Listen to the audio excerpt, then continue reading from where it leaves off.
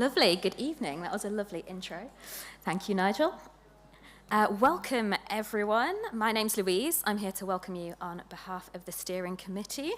Thank you for being here, whether you are in the room or on YouTube. We're pleased to have you with us. This is run, as I'm sure you've seen, by Science and Faith in the Second City. So we're coming at this from a Christian angle, talking about who am I? Am I just my brain from a Christian angle? However, we really hope that this will be an interesting point of view. It's certainly a very well-grounded point of view for you, whatever your starting point is. So we're very pleased to have you with us, and please do join in with the questions and comments as well. Whatever your starting point is, it'll be really interesting to have that conversation. Speaking of questions, we have a phone number that you can use to text your questions to. Here it is, as if by magic. Grab that number, take a picture, jot it down, save it in your phone, whatever you need to do. You can text at any time when a question occurs to you. You do not need to wait for the end. In fact, it helps us if you don't wait for the end, because it gives us some time to see your question coming in and then work with it later on. So do get those to us as we are going along. Now, I have the pleasure of introducing our speaker for the evening. Dr. Sharon Dirckx will be joining me very shortly. She is a speaker, author, and adjunct lecturer at the Oxford Centre for Christian Apologetics. Prior to that, she spent time in brain imaging research. So she's very capable and able to bring together those two aspects, the scientific aspect and the theological aspect, for us this evening as we think about the question of who am I? Am I just my brain? So Sharon, would you join me, please?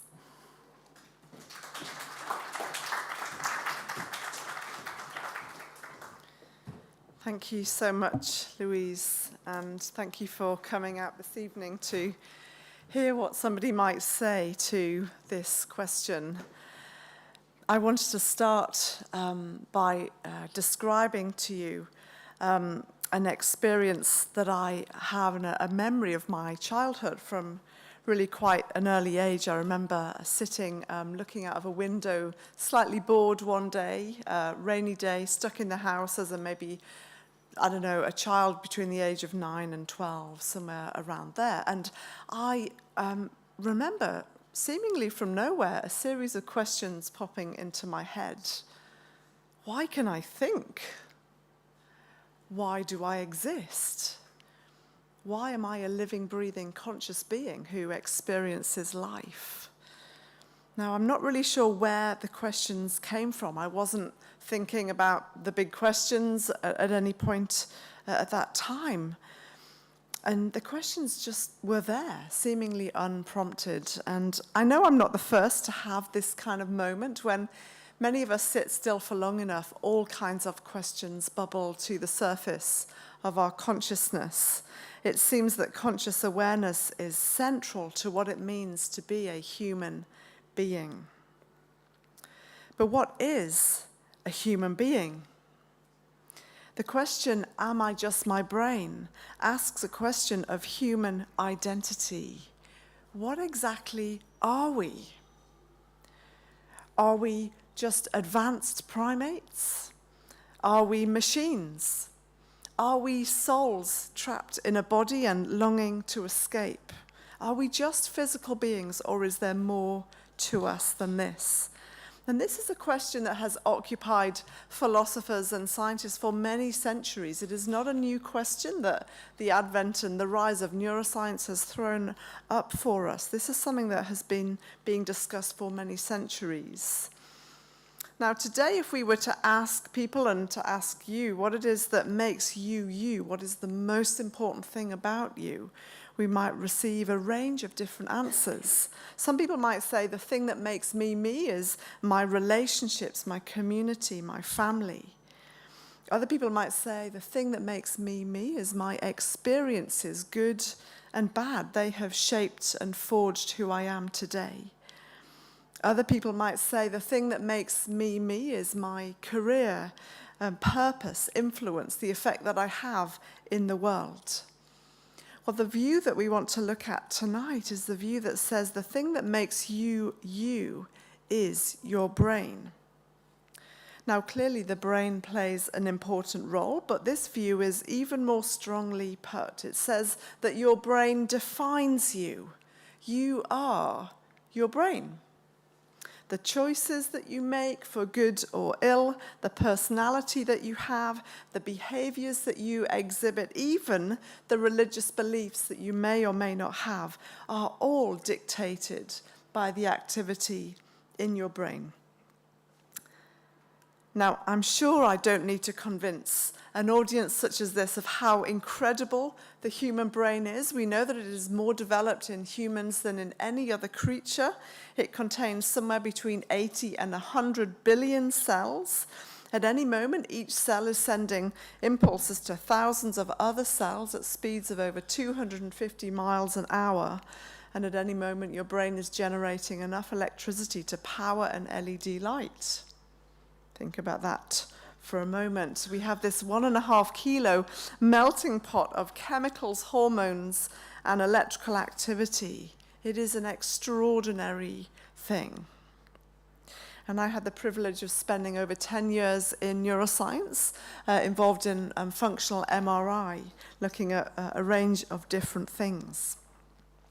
But just because we can now discover lots about the brain and we know that it is extraordinary, does that mean that everything that it means to be a conscious human being can be explained entirely through this lens of brain chemistry and electrical activity? After all, some brilliant scientists believe this. You'll be familiar with Francis Crick, who is famous for co-discovering the DNA double helix and who won the joint Nobel Prize along with James Watson in 1964. Well, in 1994, Francis Crick wrote in another book, The Astonishing Hypothesis, a particular view on human beings, and he said this. He said, your joys and your sorrows, your memories and your ambitions, your sense of personal identity and free will are, in fact, no more than the behavior of a vast assembly of nerve cells and their associated molecules. As Lewis Carroll might have phrased it, you're nothing but a pack of neurons. I wonder what you think about this view. Is it true that we are simply packs of neurons? Is this the best story that can be told about human identity? And we also are seeing that this "you are your brain" perspective has filtered into popular culture as well and is being expressed by non-scientists such as the historian Yuval Harari. Now, Harari is the author of 2 best-selling books, among others. He's the author of Sapiens, which looks at the history of humankind, and also Homo Deus, which looks at the future of humanity. Together, these books have sold millions of copies worldwide. Now, in Homo Deus, Harari asserts that over the last few decades, biologists have reached the firm conclusion that the man or woman pressing the buttons and drinking the tea from a vending machine, that's the context of the quote, is also an algorithm. Humans are algorithms. In other words, humans are machines. Well, you might be listening, either in the room or online, and thinking, so what? Why does it matter? The answer that we give to the question, am I just my brain? Well, it actually matters a lot. Let me try and show you why. If we are just our brains, then are we really free and able to make meaningful decisions, or do we just do what our brains tell us? And if we do just do what our brains tell us, how do we make sense of the fact that human beings seem to really get passionate about their rights and strive for autonomy in life? But if we are just our brains, there are significant implications for moral responsibility. If we're being driven, if our choices and decisions are being driven by forces beyond our control, can we be held responsible for anything that we do, say, or even think?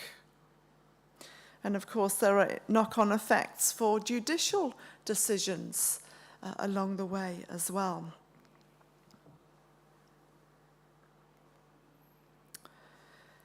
Secondly, there are ethical implications.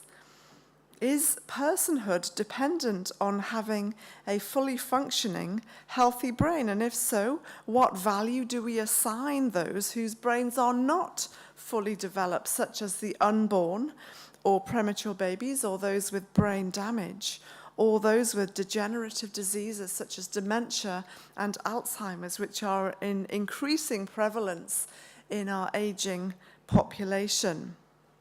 There are significant implications for ethical decisions. And of course, there are implications for what we believe will be possible using AI.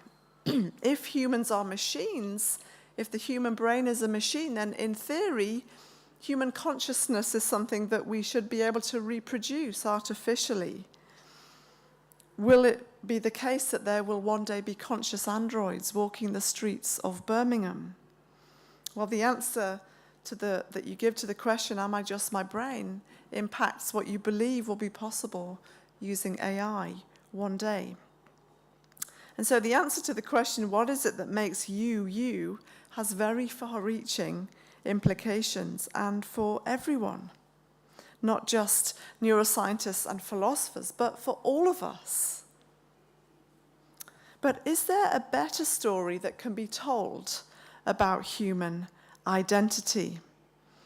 You see, many would agree that it is not enough to simply talk about the brain. We also need to consider the mind. You see, there are two different things at play. There is the brain with all of its cells and electrical activity and synapses and chemicals. And then there is also the mind with all of its thoughts and feelings and emotions and memories and decisions. You see, in addition to a brain, each of us has an inner world, an inner reality. We each have a unique first-person perspective on the world. And as Thomas Nagel put it, of New York University, but at the time he was Princeton, there is something that it is like to be you, that no one else can quite access or describe in the same way. Now, the question that some people are asking is, well, will human levels of consciousness eventually be possible in machines? And you'll know already that the intelligence of an algorithm is something that is measured using the Turing test. This is a test that was developed by mathematician Alan Turing in 1950.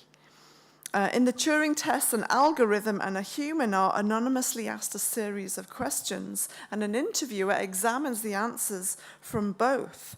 And if the level of complexity of the answers from the algorithm can't be distinguished from the machine, from the human, then the algorithm is said to have passed the Turing test. And there are many examples of this today. I've included one of a supposed Ukrainian 13-year-old boy, Eugene Guzman, that fooled a third of its interrogators into believing it was human in 2014. And there have been many other examples since. But here's a question.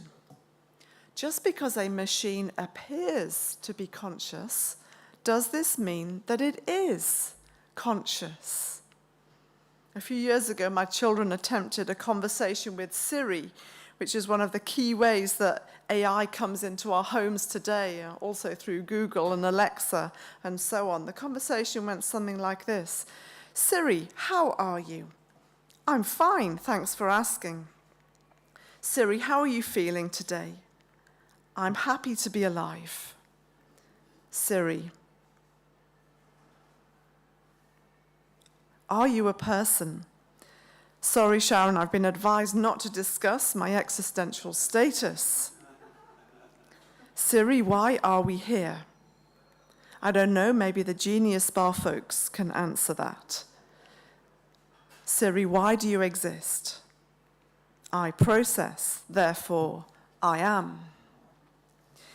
Maybe it's a slightly humorous, perhaps overly simplistic example, but it illustrates the fact that our interactions with some forms of AI, which come to us all the time in life, can give the impression that they have a mind of their own.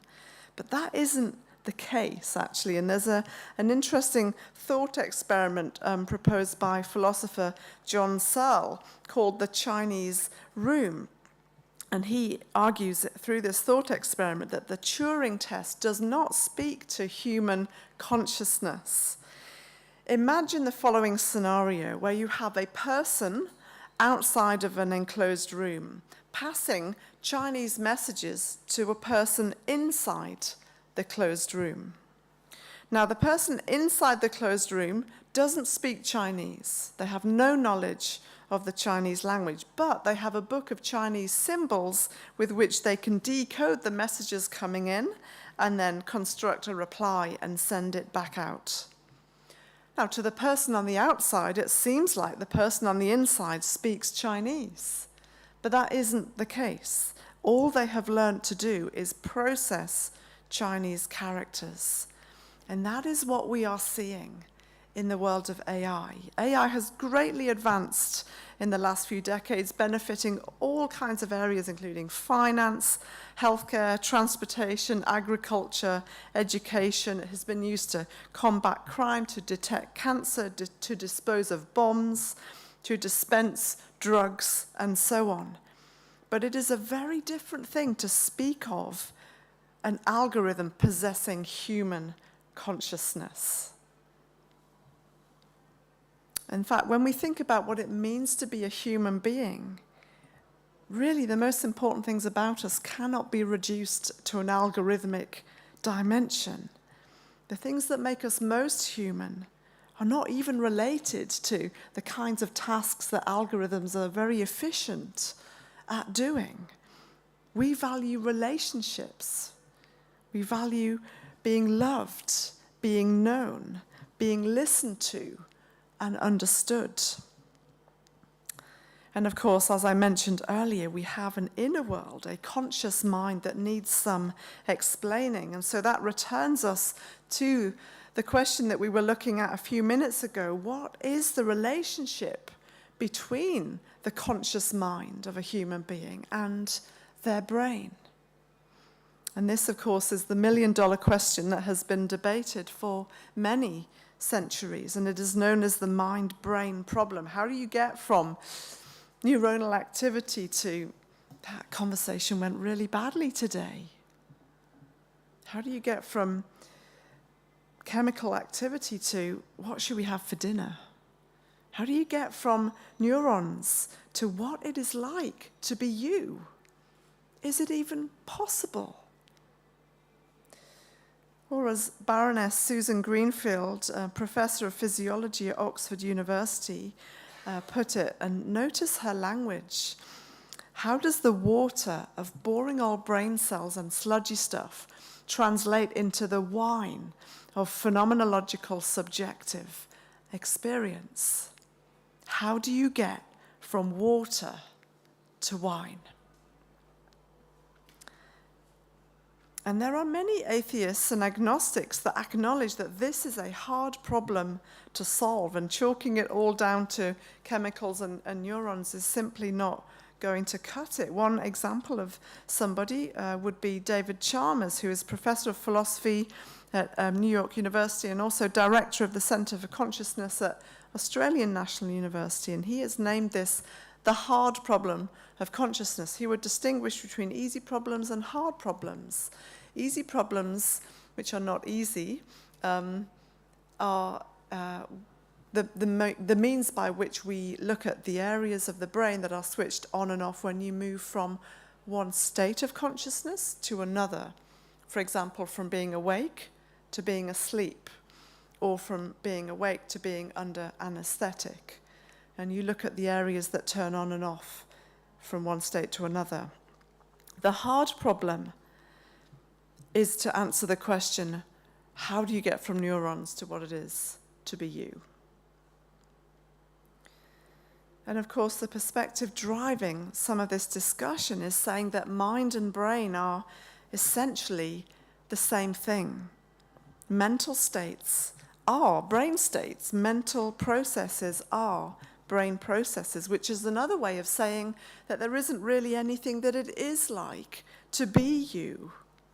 There's only brain activity. But surely this is an absurd way of thinking about human beings.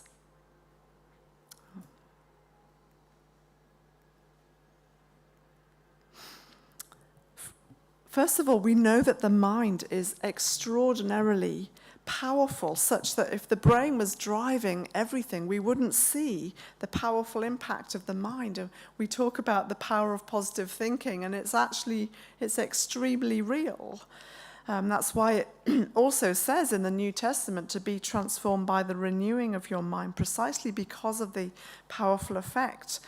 We know that techniques like cognitive behavioral therapy and different types of counseling are based on changing a person's patterns of thought precisely because of the massive effect these have on a person. We know that sports people employ psychologists precisely because matches are lost and won not just on the physical ability of a player, but because of what is going on in their head during that time, during the game. And of course, those of you from a medical background will know that the placebo effect is an extremely powerful phenomenon, and is when you are given a blank drug that you believe will help, it does have some therapeutic benefit to you as a person. And this is another example of the power of the mind exerting what people call a downward effect, downward causation, back onto the chemical and physical structures of the brain. And there are studies in neuroscience. You don't even need to leave the field of neuroscience to see this. There's a famous taxi driver study that published by Eleanor Maguire in 2006. You'll know that taxi drivers need to memorize the layout of London, something known as the knowledge. Now, when you're memorizing something, you're using your working memory, and your working memory is known to be linked to the hippocampus and a series of networks in the brain. And what they did in this study was they measured the size of the hippocampus in taxi drivers as they were memorizing the layout of London, and they compared it with the size of the hippocampus in bus drivers who don't, for some reason, need to memorize the layout of London. And what they saw was the size of the hippocampus in the taxi drivers increased significantly during this memorization process compared with the bus drivers. What does this show us? It shows us evidence within neuroscience itself that the mind is able to impact the structures in the brain, such that if the brain was the whole deal, you just wouldn't see this. There is such a thing as downward causation.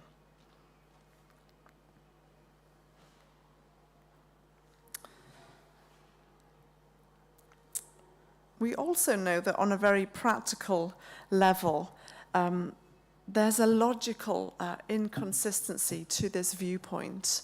The person expressing the view is essentially saying, my first-person perspective is that there is no first-person perspective. It doesn't make sense, even at a level of logic. And of course, we don't live as though there's nothing that it is like to be us. We want actually our experiences in life to be taken seriously. That's why people write books and biographies and autobiographies that we read and digest. Mindfulness experts tell us to focus on our experience, focus on our inner self for a better state of well-being. And we treat other people as though they are conscious beings with a valid experience as well. Things like human trafficking and humanitarian crises are to be taken seriously precisely because the people involved are not simply packs of neurons, but human beings who experience suffering. And so chalking it all down to brain chemicals doesn't seem to be enough.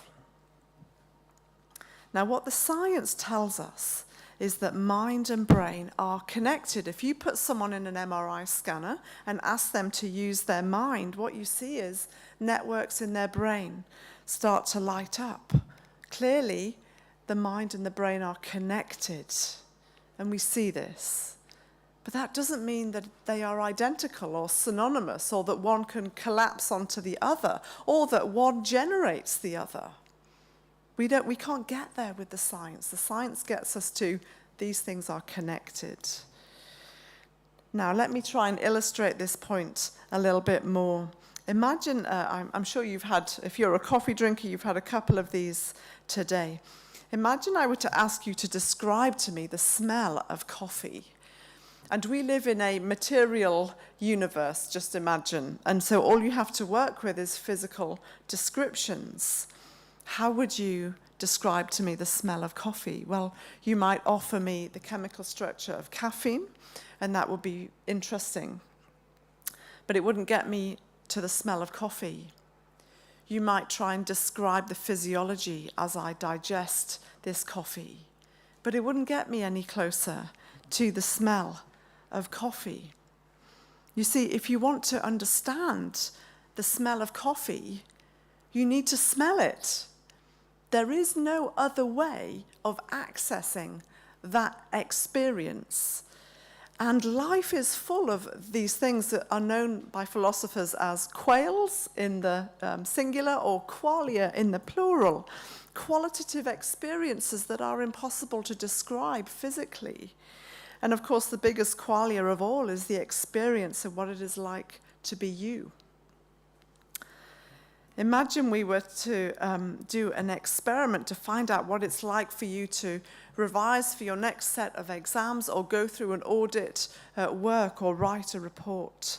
And we were to say, okay, we're going to collect some very interesting data from your brain. We're going to put an EEG cap on you and collect electrical activity from the surface of your scalp. We're going to put you in an MRI scanner and collect some structural scans and some functional scans. And we'll get some really interesting data from your brain. Will that tell us what it is like for you to go through that process? It won't. We will discover some very interesting things about your brain, but to find out what it's like for you, we need to ask you. We need to talk to you and find out what it's like to cope with pressure and to manage expectations and deal with disappointment and all of these things. You see, many scientists and philosophers who are agnostics and atheists alike believe that brain processes and human experience are two very different things. Brains don't think.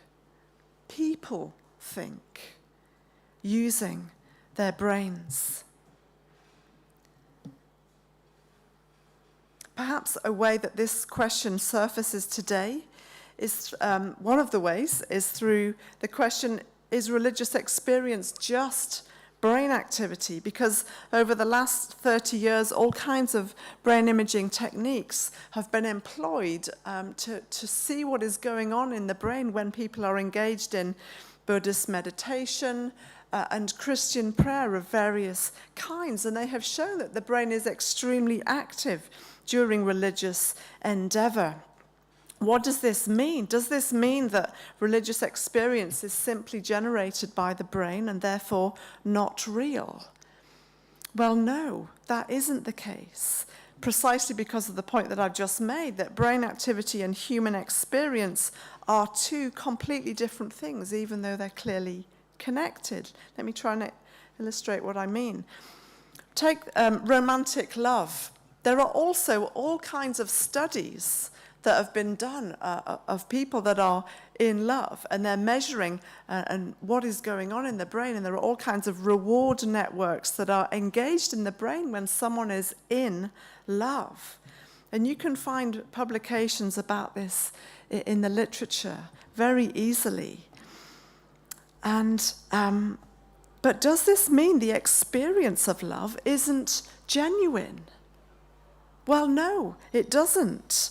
You see, it's one thing to understand the processes in the brain, but it's another thing to be in love?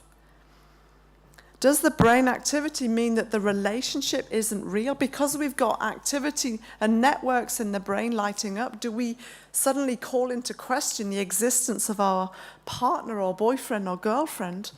Of course not. The fact that there is a relationship that is real is why there's activity in the first place. Just because something is mediated by the brain doesn't mean that it begins and ends in the brain. And it is the same with religious experience. Just because we see the brain lighting up doesn't mean that suddenly we call into question the genuineness of that religious experience or the existence of God himself. In fact, we ought to be more concerned if there is nothing going on in the human brain when we are praying. We are actually physical and spiritually integrated beings, and brain activity is exactly what we should expect. So Christians don't need to be afraid of this kind of data. In fact, it's exactly what we would expect. And so there are better ways of describing the mind-brain relationship that make better sense of human beings philosophically, clinically, and relationally. So what are those perspectives? Well, one perspective is to say that the mind emerges from the brain. This is quite a popular view. It says that the brain generates the mind. When a number of component parts come together, something new comes into being that is greater than the sum of its parts. A bit like a film has a number of building blocks. It's got a script, it's got a cast, it's got a director, it's got a soundtrack, and you put all those building blocks together, but actually something greater than the sum of those things comes out of the other side. You've got this experience of the film, which is all of it put together into one. And that's a bit like what this view is saying. When you get a number of physical building blocks that come together, the mind is generated. But the problem with this view, people that hold this view have to solve this problem. How?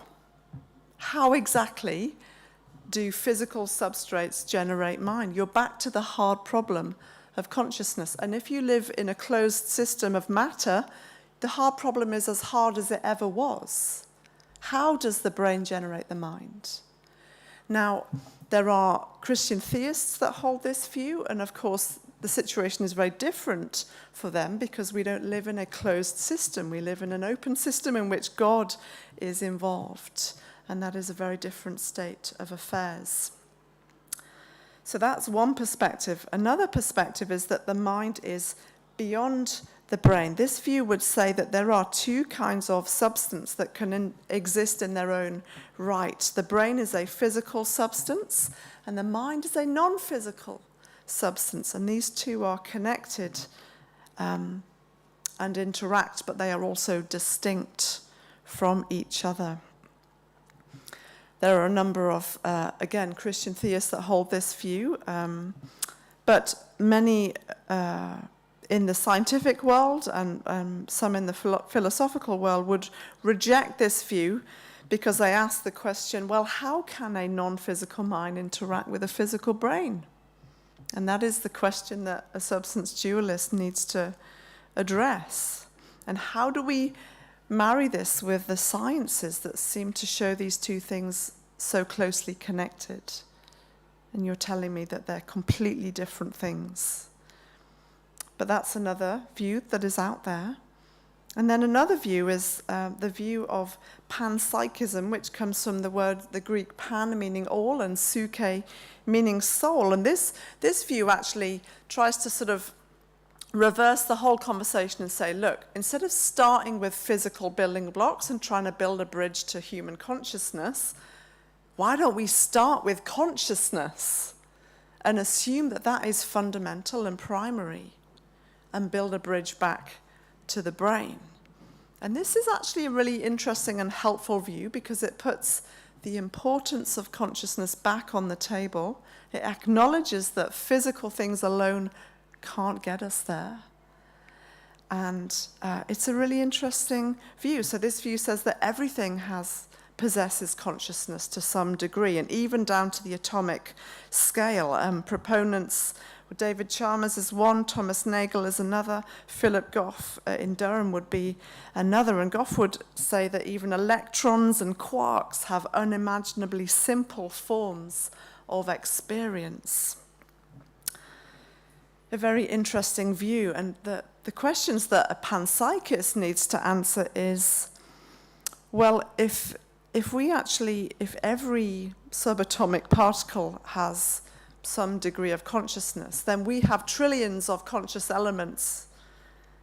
That is what a human being is. But our experience is that we have one integrated conscious experience. And so how do we explain the unity of the conscious experience? Do you see? If we have trillions of electrons, quarks, and whatever, how do we make sense of the fact that we just have one experience? That all gets integrated somehow. But it's a very interesting view.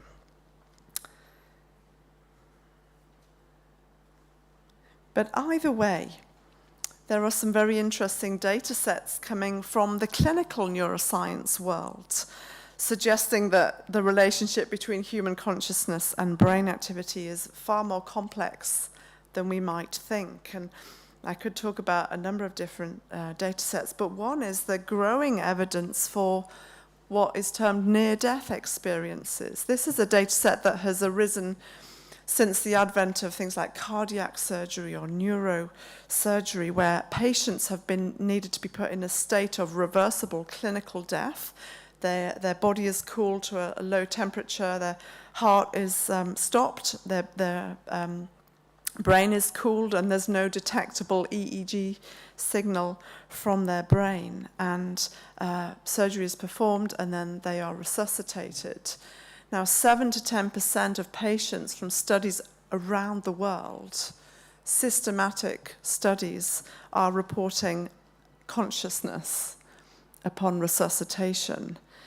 And this is, of great interest and intrigue to people that were not necessarily looking for this kind of data, but they're finding their patients saying, I actually can tell you that I was conscious. And in some cases, of course, we need to, perhaps it could have been fabricated, but there are instances where the accounts of the patient can be corroborated, they can be verified, such as reciting the barcode on a sticker on the top of a cabinet, or there's a famous example of a tennis shoe on the roof of a hospital that no one knew was there, but afterwards they went to look for it and found it. There's another example of someone that recounted a conversation, an awkward conversation about them while they were in the throes of death, by their relatives down the corridor in another room in the hospital that they then recited back to their family members. There's also an example of somebody who was in life congenitally blind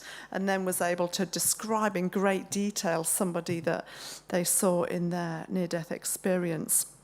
And of course, there's nothing quite like somebody that started out a physicalist and then had one of these and changed their view, such as Dr. Eben Alexander, who was a Harvard neurosurgeon and a very strict physicalist. In fact, he had patients that came to him and told them that they were conscious when he'd been operating on them. He didn't believe them until he himself developed severe bacterial meningitis at the age of 54, went into a very severe coma.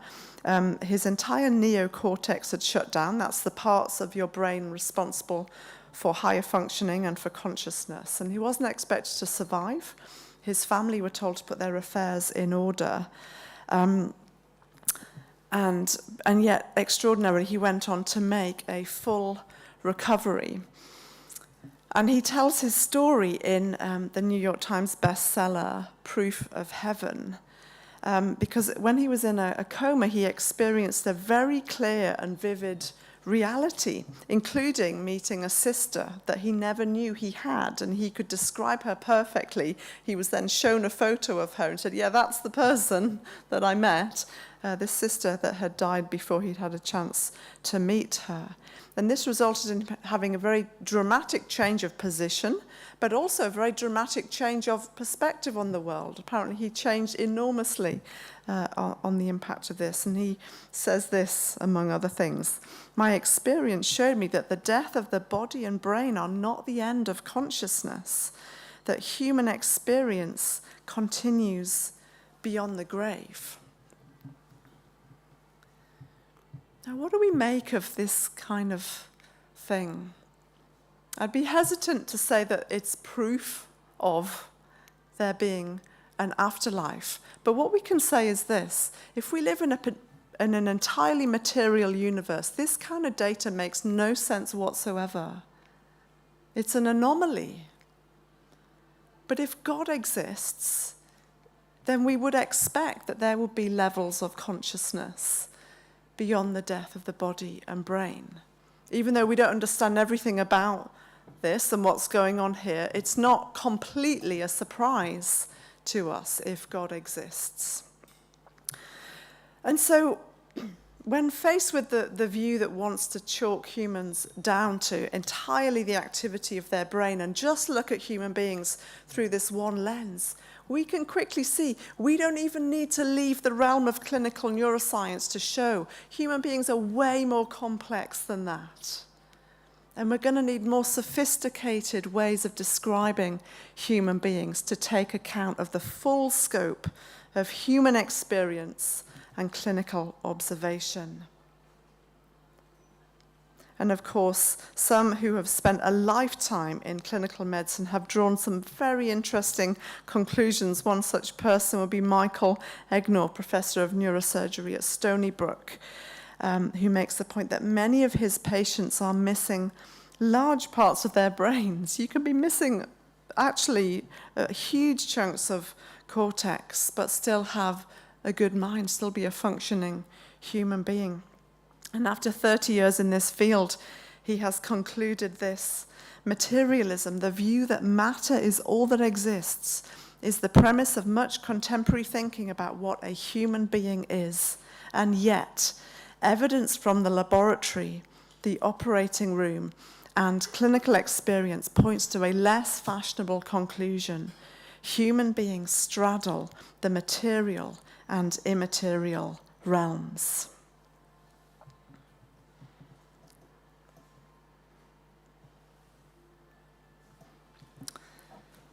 Now, in the final section of this talk, I'd like to turn to a different kind of question. Because even if all of our questions about the scientific workings of the mind and its relationship to the brain are answered, even if we come up with a very elegant neuroscience of consciousness, there will still be some questions that are unanswered. Questions like those that appeared to me out of nowhere as a child. Questions like, why can we think at all? Why do we have a mind in the first place? These questions cannot be answered by the sciences and were never intended to be answered by them. And that means we have to go elsewhere for answers to why we can think in the first place. And as David Chalmers said himself, there is a difference between finding a correlate and finding an explanation. Where do we go for the explanation? And does a purely physicalist approach offer the best explanation for the human mind? If we just live in a universe of time plus matter plus chance, how on earth do we explain the fact that we are conscious beings that have suddenly popped up as part of this process? We live in a non-conscious universe of non-conscious forces of nature and atoms. It's an anomaly. Is that the best we can do at making sense of why we can think? Well, a number of key philosophers and scientists would say, no, we need to actually there are more persuasive explanations. And if God exists, then we live in a very different kind of universe. We live in a universe in which mind is fundamental and has been right from the beginning. The very first sentence of the Bible says, "In the beginning, God created the heavens and the earth." Also echoed in the opening verses of John's Gospel, "In the beginning was the Word, and the Word was with God, and the Word was God. He was with God in the beginning. Through him all things were made. Without him nothing was made that has been made." In other words, if God exists, we didn't start with chemical reactions and matter and molecules. We started with a thinking, conscious being who is known as God. And through him, all things were made. And if this is true, then that we have grounds for making sense of why we can think, and there is hope for solving the hard problem of human consciousness. Why can we think? Because God thinks. Why do we have a mind? Because God has a mind, which is great news if you're a thinker and you're thinking, if I even give any thought to the possibility of God's existence, do I have to throw my brain out the window and stop thinking? Well, hopefully you can see here that the opposite is true. You think because God does, and he made you that way. You see, human beings are said to have been made in the image of this God, which means that how he is kind of reflected into us. We have his imprints. We think because he does. And we can also say that the mind that we have been given enables us to know God. The Judeo-Christian God is also deeply personal and made himself known particularly in the person of Jesus. You see, this God is relational and he can be known. And it's precisely through our conscious awareness that we start to think those thoughts that I thought as a child that lead us to the possibility that there might be more than just what we can see with our eyes. My story is that those questions that came into my consciousness as a child led me to the person of Jesus Christ as an adult. I arrived at Bristol University in the 90s to study biochemistry. I arrived there an agnostic, assuming that science and God were incompatible. Now, someone hadn't sat me down and told me that, but I had just absorbed it from media, from culture, from my friends, from my teachers. And I arrived assuming that you can't be a thinking scientist and believe in God at the same time. And I was actually told that that is not the case, that these are actually complementary ways of looking at the world, and asking someone to choose between these two things is a bit like asking someone to choose between programming languages undergirding Microsoft Office and the existence of Bill Gates.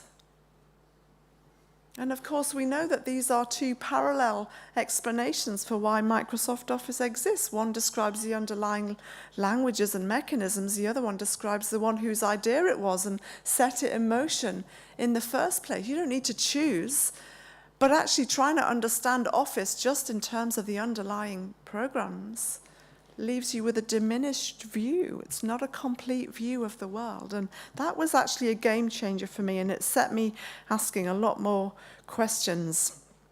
And about 18 months later, I became convinced that Jesus had lived and died and risen again, and I began to follow him. I began to continue as a scientist, but also know the God that made it all.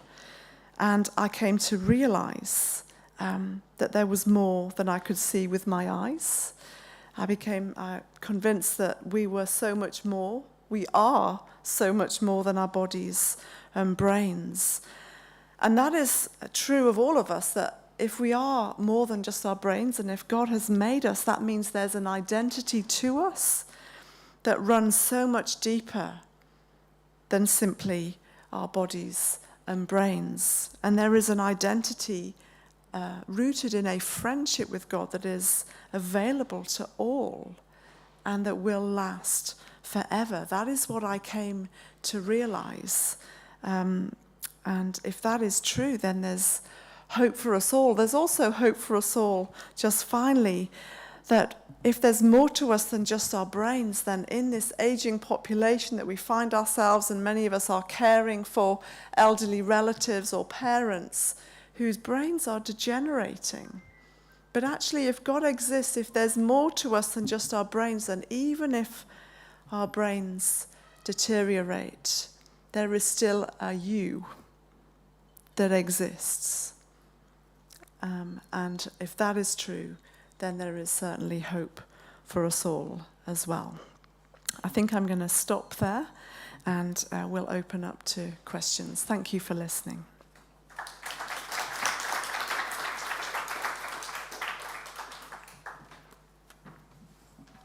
That's great. Thank you very much, Sharon. Would you like to join me on the comfy seats? We'll settle in for this part. So, just get into the question sheet. That'll be really helpful. We have, as you can see, the number has come up behind me again. So if you have any questions that you weren't able to send, you forgot the number, you misplaced it, now is your moment. Also, if you're inspired to ask any more questions, there you go. That's great. So let's start with some questions that were particularly popular earlier in the day and make the assumption that potentially these guys have the same interest as our earlier audience. So, firstly, dynamic brain scans show different parts of the brain do different things. Does this challenge our view of personhood as a single unified entity? Yeah, thank you for the question. And I think actually the question itself highlights exactly the points that I've been making, that there are extraordinary functions of the different parts of the brain. Neuroscientists don't so much talk anymore in regions, they talk about networks. You can have networks recruiting areas from across the brain for very kind of diverse and different tasks, and that is fascinating and extraordinary. But to speak of personhood, I mean, how do you explain personhood in terms of networks of activity in the brain? I think the very phrasing of the question in a sense highlights how very different these things are, and they require different kind of explanations, and personhood is better answered from a philosophical or a theological point of view, but it's not in any way incompatible with the observations of neuroscience. But together these two things help us to understand human beings. We have this extraordinary thing that sits in our skulls that mediates all kinds of things, and yet who we are as beings cannot be captured simply in terms of those reactions and networks. There's more to us, but that doesn't mean you can't hold the diversity of what neuroscience is showing with the fact that we have a unity of a sense of self. Great. Perhaps related to this then, and possibly one that many people will have a personal experience of. If we are not just a brain, how do we explain personality changes that are caused by injury to specific parts of the brain? Yeah, thank you for this question as well. And I'm sort of all too aware that it very often it's borne out in a very real kind of experience of this. I think what we need to acknowledge again here is that clearly the brain and human consciousness and the human being are connected, and this is one of the ways in which we see this, that damage to a particular part of the brain can have an effect and can kind of sometimes fundamentally change the person. There's a well-known case study or example of someone known as Phineas Gage, blanked on that, Phineas Gage, who was a railway builder in the the 19th century in Vermont in the USA, and what happened to him was how they used to build railways at that time was they would put dynamite down a hole, and they would sort of push it in and then light it and run, and it would blow up the rocks and clear a bit more space, and they'd build a bit more railway. What Phineas did accidentally was ignite a spark when he pushed the rod down into this hole, and it sent the rod shooting through his head, and he was thrown several feet across with a rod in his head, and you can Google it and see the pictures. They're not graphic, don't worry. But it is said that he underwent a very dramatic personality change, and this is often one of the examples that is used to say, look, you are just your brain. You change the brain, you change the person.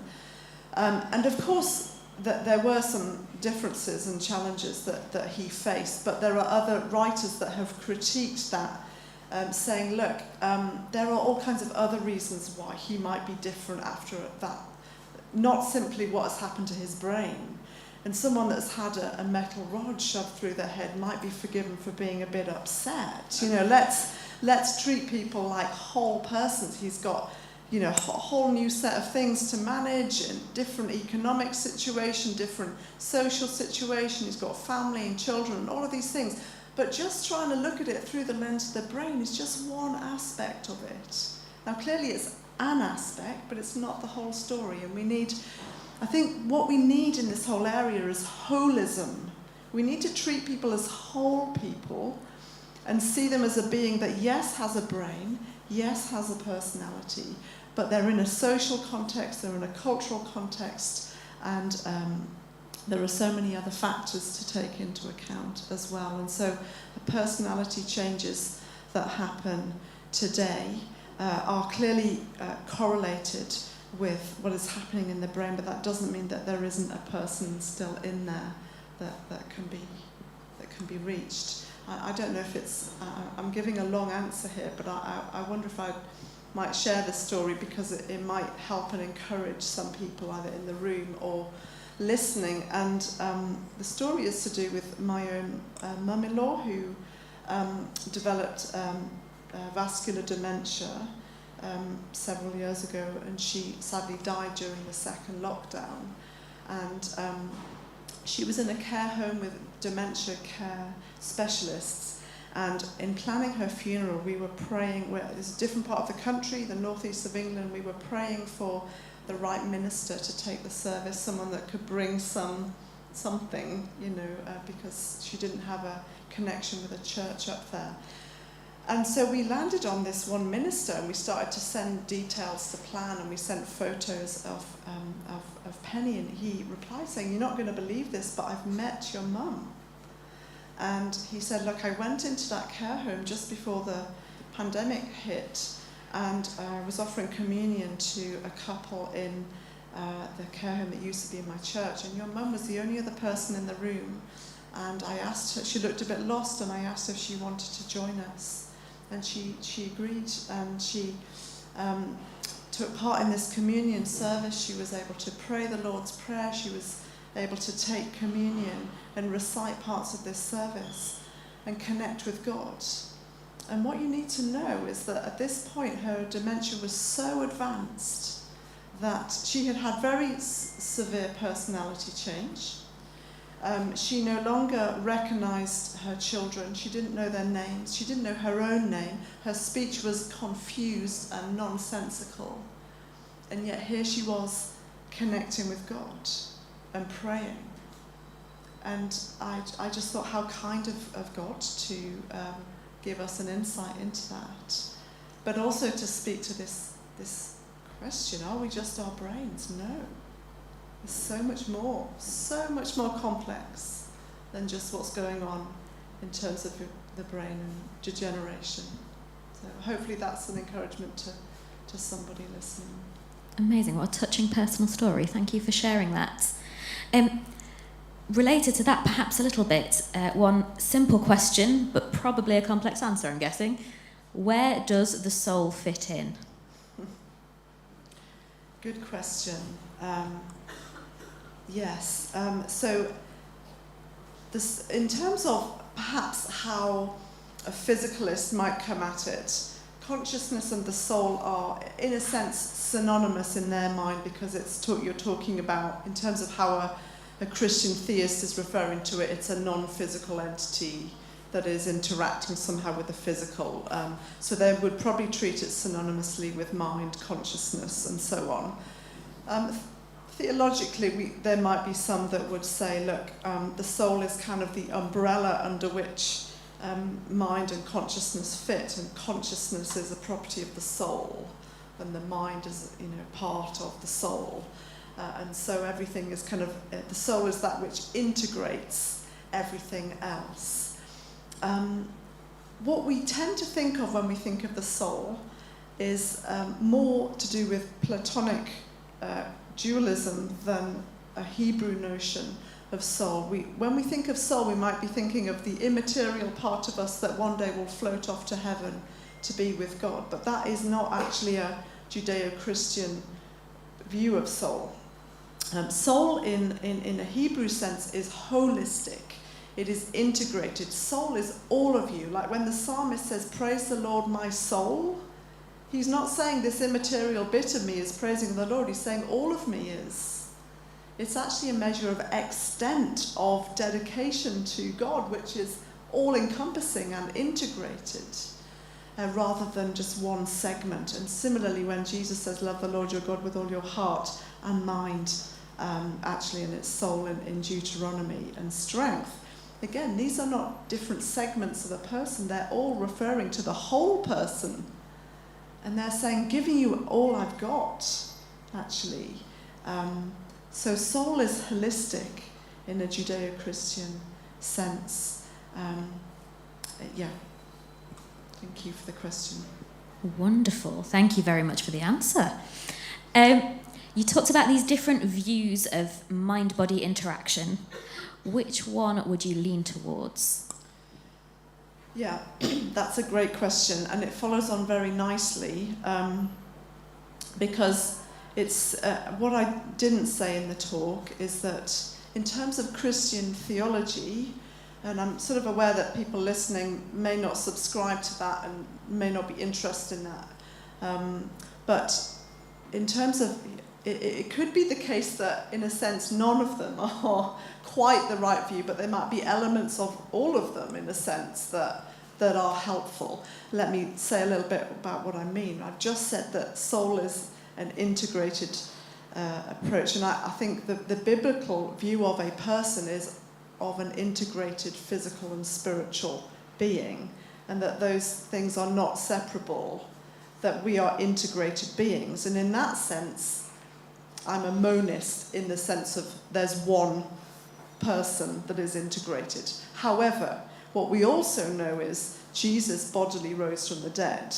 and he is the forerunner, and that anyone that chooses to follow him, the same will be true of them. And therefore there is a dualism at play, because we will survive the physical death of our bodies. So there is both monism and dualism at play in how we think of human beings. If I'm really honest with you, I haven't completely resolved this in my mind, but I think that there are helpful aspects of the different positions. What we can definitely say is we're not just physical. I could definitely say that. Yeah. Great. And useful ways to think about things to get us a long way, as well as definite answers, don't they? So very valuable. Thank you. We've talked a lot about people, but I have a question here. Is there a difference between human and animal consciousness? How do we know, and how can it be described? Yeah, thank you so much for that question. Really, really good question, and really important. And yes, I think what we can say is that there clearly seem to be levels of consciousness in some animals, and some of us will have household pets, and particularly, dogs, cats, and so on. They clearly have an emotional life. They are happy to see us when we get home. They are scared when there's thunder and lightning, and so on. They may even, my friend with her dog thinks they even experience guilt when they've done something that they know they shouldn't have done. I mean, there's something going on there. So they clearly have levels of consciousness of some sort, but many say that that is a kind of an awareness of their external environment and of the kind of people and surroundings that they're interacting with. But it's very hard to determine whether they have an inner life, like whether they crawl into their kennel at the end of the day and say, oh, why am I a dog and not a cat? Or, you know, but of course they don't have semantic language in the same way that we do. And so in order to verify if a human being is conscious, the easiest way is to ask them. But we can't do that with the animal kingdom. Although there are behavioural studies that indicate that they don't have a sense of self in quite the same way. One example is mirror signalling. If you sit a dog, for example, or a chimpanzee in front of a mirror, they think the other animal in the reflection is another animal. Whereas if you put a human in front of a mirror, they think it's a reflection of themselves. And so there's something about their conscious awareness that is different from human conscious awareness, but they do have levels of consciousness. Of course, what we don't know is how far down that goes, and it obviously gets harder and harder to determine because there's less and less ability to express. Yeah. Great. What an interesting thought that is. Speaking about this kind of holistic idea of who we are as people, I'll read this question out.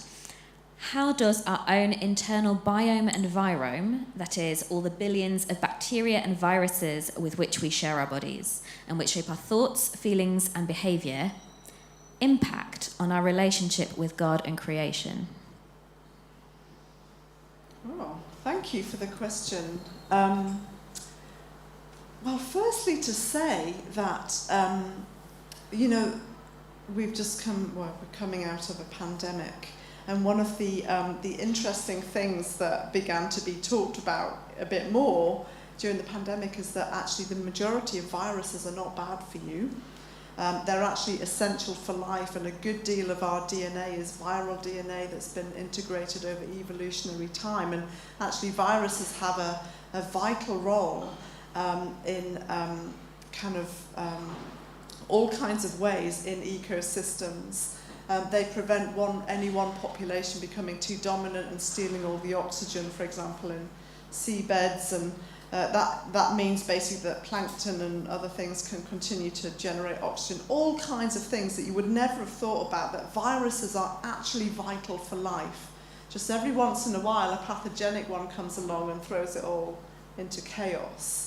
But on the whole, they're absolutely vital. And actually, I think something similar could probably be said for bacteria, though I haven't looked into that in the same way.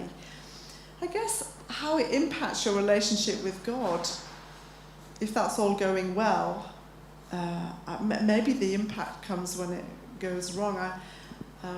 That when those things begin to lead to suffering, perhaps, then we are forced to, we might find ourselves asking questions about God that we may not have asked before, or that we may ask in a different way. It's a very interesting question. I mean, you may want to come back to me. Perhaps I haven't properly understood where the question is coming from. Because these things are happening on a microscopic level, where they're not things that we are conscious of, whereas our relationship with God is a relationship of which we can become conscious, and we engage with through our conscious awareness, but bacterial activity doesn't reach the level of our consciousness. So I guess on one level they're on different kind of levels. Yeah.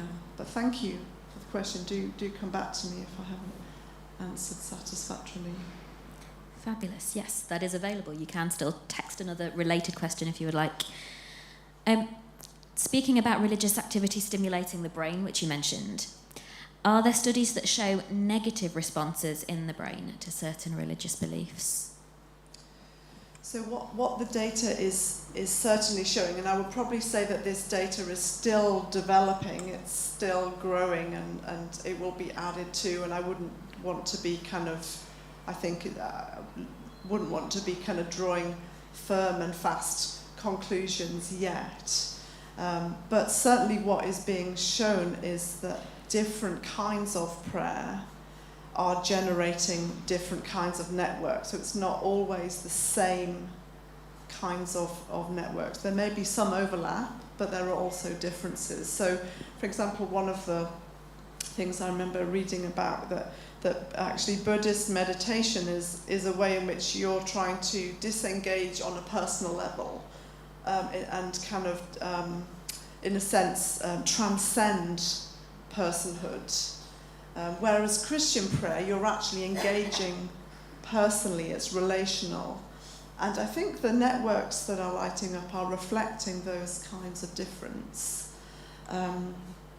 I'm not aware of, I don't think I can speak specifically to negative experiences, but I'm sure that there will be data out there, and I'm sure that there will be different networks compared to positive experiences. So that's kind of interesting, and it's another reminder that the mind and the brain and our spiritual life and our physical brain are connected, and that it does say something and it does mean something. But there's also more to us than just the brain. Great. A question then related, so about downward causation. Don't you have to first assume that there is a mind to attribute the impact on the brain to the mind? If there is no mind, can't one part of the brain just affect another? Would you just read that again? Yeah. About downward causation. Don't you have to first assume there is a mind to attribute the impact on the brain to the mind? If there is no mind, can't one part of the brain just affect another?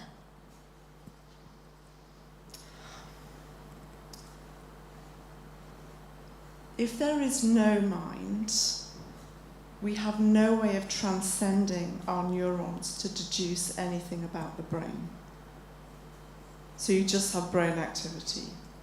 And this is part of the whole conversation that actually, and it was a point that I didn't make in my talk, but it's another really relevant point, that actually if it's all just neurons and chemicals, then actually any form of scientific deduction is hard to justify and find a basis for, because when you use your mind, you're actually transcending your neurons in order to make and draw conclusions about the physical world. But if your mind is of the same substance as the world you're studying, it's impossible to transcend it to say anything. And so I think that's probably what I would say to that, which may not be a response, but here we are. That's great, thank you. Here's another one. How do physicalists respond to the kinds of near-death experiences that you talked about? Yeah, that's a great question as well. And I think one of the things they would say is that maybe two things. They might say that it's just that we can't detect the brain activity, that eventually there'll be more and more sensitive equipment that will show that their brain was active, that they weren't truly dead. And so it will be shown that you can still explain it in terms of brain activity. But I think in response to that, we have to say, look, we are wanting to approach this humbly and tentatively, but with the current equipment and sensitivity of that equipment, there is no detectable signal. And that's what we have to go with. At the moment, we don't have a better situation, but of course, mindful that more sensitive and more effective technology may come along, but we address that when it comes along. And of course, not referring to it as a proof is probably a helpful way to sort of navigate that whole conversation. Another approach would to say that these things are fabricated, that people have made them up for the purposes of, I don't know, attention or just the novelty of it, because other people have and they've jumped on the bandwagon.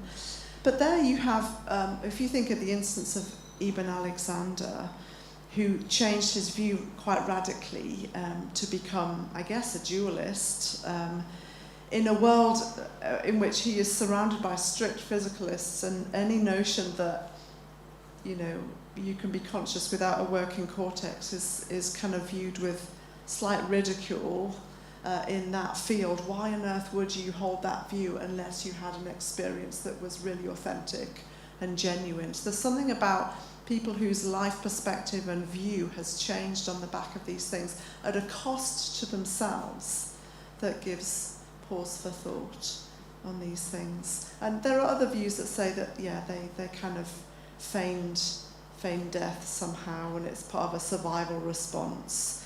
But actually, they were in a state of clinical death. I mean, they weren't in a position to do anything. There are responses that you can give to those things. Great. Aha. I have the response to the biome and virome question. You certainly developed part of my own thinking. To go further, is God in relationship with the whole of me, including the bacteria, as I am a microcosm of the whole of creation, a total and inclusive relationship, including in resurrection? We're getting deep here. We are. So I would definitely say that, thank you for responding. Would say that God has made all of you, and you are fearfully and wonderfully made, and even the bacteria and the viruses and that form and make us. I guess, is God in relationship with? I mean, so all of and you are, and we are physically, we are physical and spiritual integrated beings, and I suppose that God is in relationship. He's in relationship with you, and you are all of those things. So I guess on one level, yes, but he engages with you through your conscious awareness. However, we also do engage with him through our physical bodies, and that's why, there are verses in the Bible describing people, engaged in quite physical expressions in worship, through dance, through music, through lifting of hands, or whatever that might be. So we are not separate from our bodies, and our bodies are kind of part of who we are. And so is our conscious mind, and so is our physical brain. And it's, so, but I guess God relates to us through our mind. Just kind of, through our conscious awareness, through our mind. But he made all of us. And the approach to relationship with God is a holistic approach, that we're not to try and separate the body from the spirit. And that was one of the kind of errors that had been, was made in church history, and sometimes it's today, where we try and separate one from the other and say, actually, the body doesn't matter, it's all about the spirit.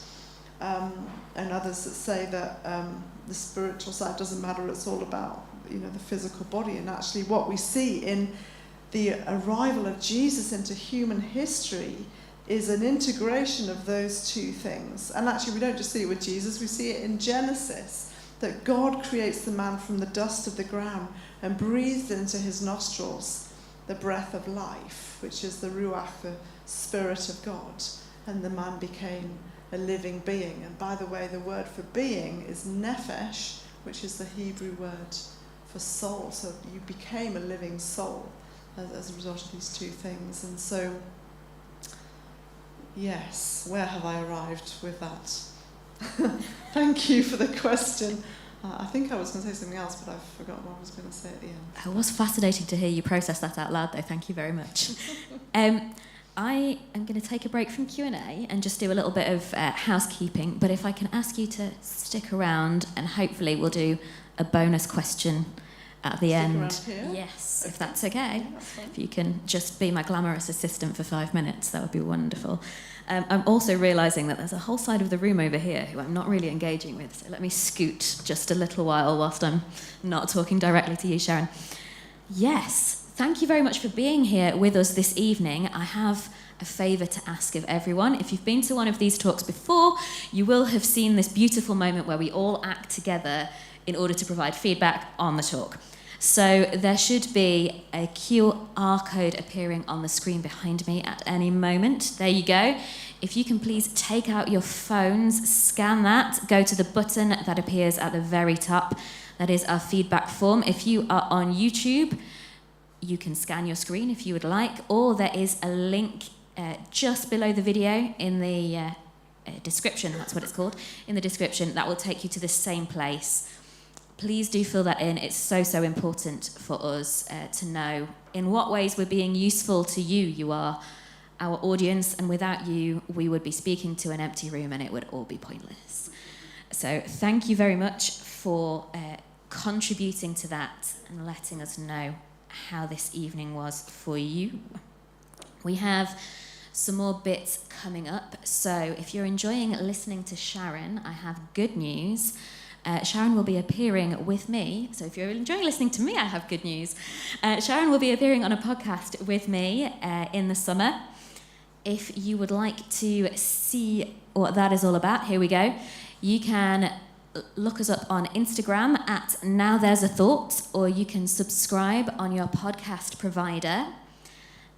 We are a little organisation that has just started doing podcasts, and we basically like to have some fun with these big questions. We think that taking something seriously doesn't preclude having fun. So if you would like to laugh with both of us later in the summer and explore some of these ideas further, please do check that out. We also have other speakers as well, but Sharon's wonderful and clearly we can headline with her.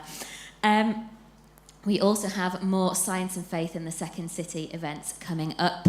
We're taking a break for the summer, but we have on Tuesday the 18th of October, 9:30 to 4:30, a church leaders training day. Now, as Sharon mentioned earlier, these questions are not just for people who have a specialist interest in them. They affect all of us in some way, and that includes everyone who comes through our church doors. So without turning our churches all into apologetics or science classrooms, how do we engage? How do we integrate some of these ideas to the benefit of everyone who comes through the church doors? If you are a church leader and you're interested in that question, if you know a church leader and you think they should be interested in that question, get yourself or get them signed up for this day. That's on our website at scienceandfaith.co.uk. We also have further events in this format coming up in the autumn. The next one in September, the 29th of September, is with Reverend Professor John Swinton on my mental health and spirituality. He is uniquely placed to talk about this as a registered mental health nurse and also the chair in Divinity and Religious Studies at Aberdeen. So very much bringing the two together, and very privileged to have him travelling all that way. So do take that opportunity while he is down here to get along to that, or on the live stream, as always, again at scienceandfaith.co.uk, or using the same QR code or link that you just used. That's available. Right. Back into the iPad for a bonus question before we end. Bear with me 1 second. Here we go. Do you think that your study of the human brain on its own would lead more naturally to a Christian theism than to different forms of spirituality, such as pantheism? And if so, why? Thank you for the question. I would actually say that my study of the human brain didn't lead to a particular religious viewpoint. I know that that might sound controversial, but I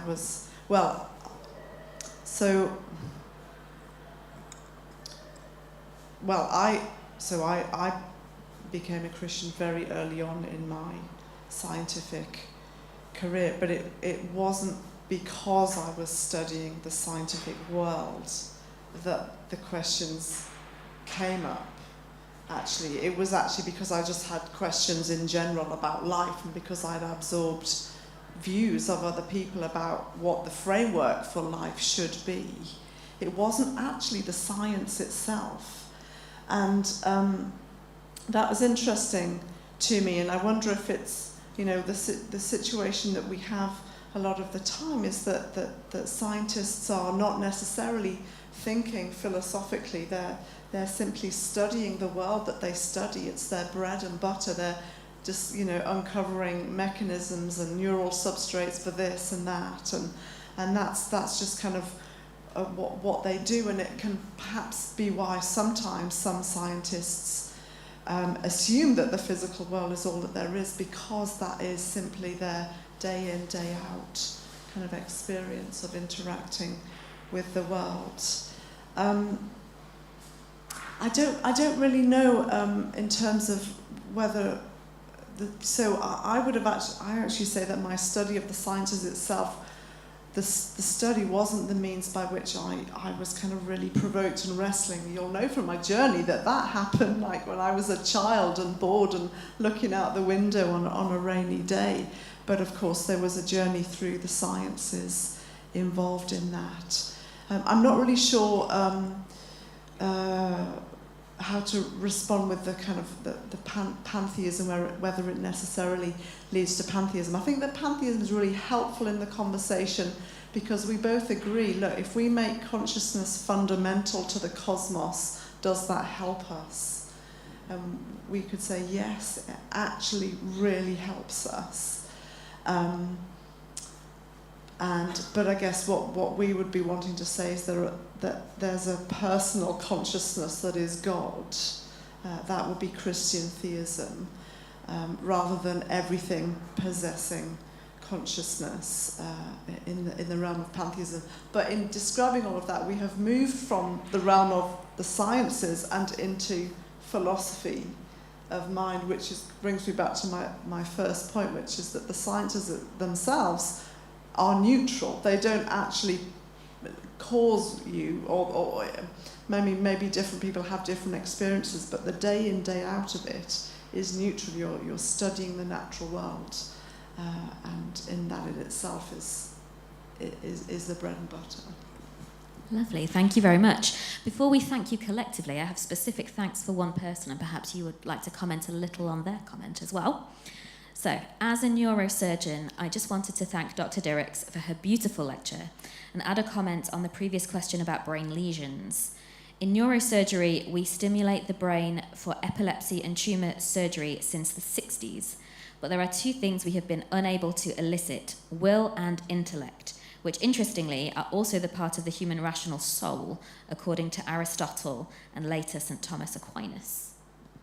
Absolutely, and the work of Wilder Penfield was really crucial in highlighting this as well, which is why I think someone like he's known for perhaps leaning towards a dualistic position on the basis of his studies on awake epilepsy patients. That he thank you so much for adding that comment. A really important another observation from clinical neuroscience, clinical medicine, that shows, we can't stimulate someone to make a decision or have a thought, and that's interesting in and of itself. Thank you. Brilliant. Well, thank you so much. Thank you for being with us. Thank you from all of us.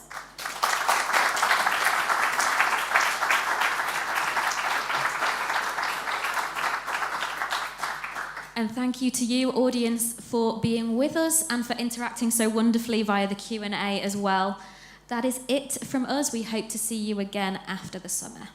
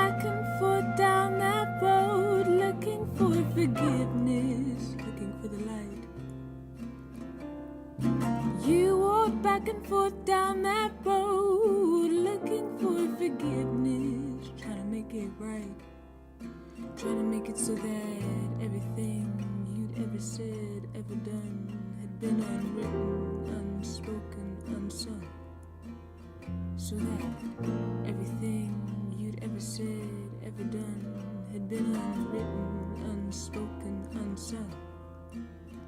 But I heard that song like a distant lullaby calling me to lay down my life.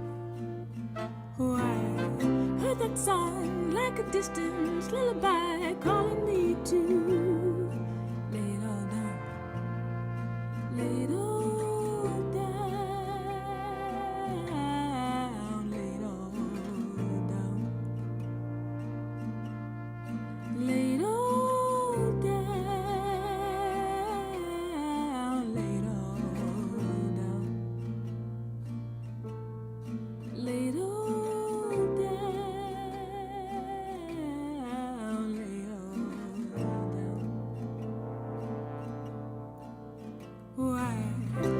song like a distant lullaby calling me to lay down my life. Yes, I heard that song like a distant lullaby